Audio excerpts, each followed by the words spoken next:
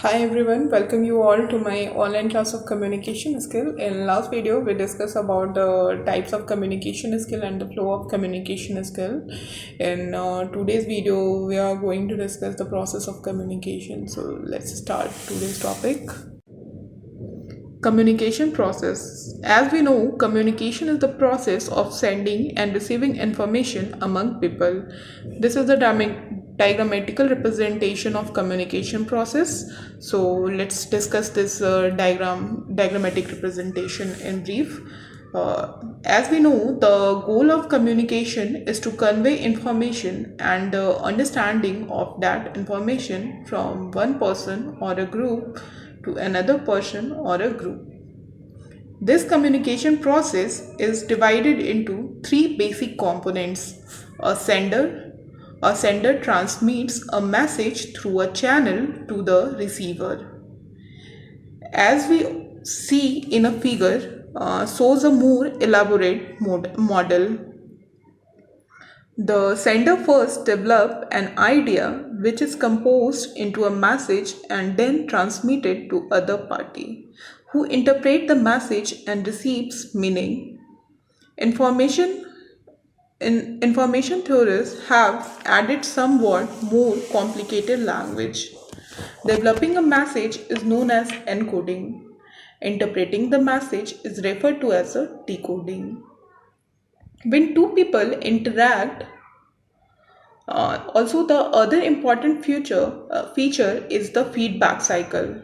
Without feedback, we don't know how the communication process is going in a right direction or in the wrong direction. So, for example, when two people interact, communication is rarely one way only. When a person receives a messages, he responds to it by giving a reply. The feedback cycle is the same as the sender receiver feedback noted in a figure. Otherwise, the sender can't know whether the other party whether the other parties properly interpreted the message or how they reacted to it.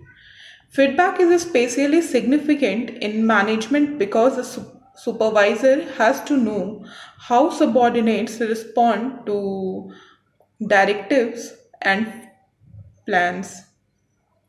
The manager also need to know how work in progressing and how employees feel about the general work situation.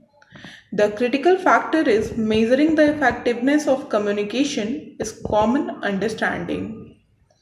Understanding exists when all parties involved have a mutual agreement as to not only the information but also the meaning of the information. Effective communication therefore occurs when the intended message of the sender and the interpreted message of the receiver are one and the same. Although this would be the goal in any communication, it is not always achieved. The most efficient communication occurs at a minimum cost in terms of resources extended.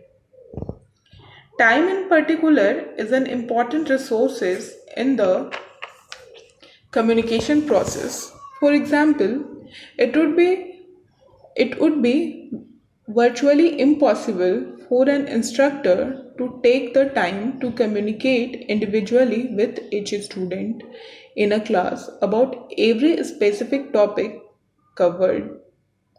Even if it were possible, it would be costly. This is why managers often leave voicemail message and interact by email rather than visit the subordinates personally.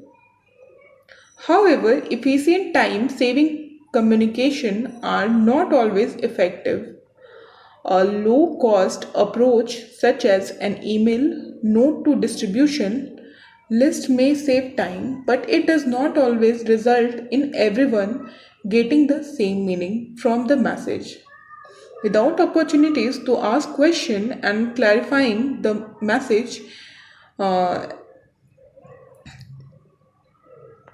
interruptions are possible. In addition to poor choice of communication method, other barriers to effective communication includes noise and other physical distractions, language problem, and failure to recognize non-verbal signals. Sometimes communication is effective but not efficient. A work team leads visiting each team member individually to explain a new change in procedures may guarantee that new change everyone truly understood the change, but this method may be very costly on the leaders time. A team meeting would be more efficient. In there and other way, potential trades-off between effectiveness and efficiency occurs. So one by one, we discuss sender, receiver, feedback, and noise. So let's start with the sender. The sender or the communicator generates the message and convey it to the receiver. He is the source and the one who starts the communication. Another one is feedback. Feedback is the last one. Once the receiver confirms to the sender that he has received the message and understood it, the process of communication is complete. Receiver.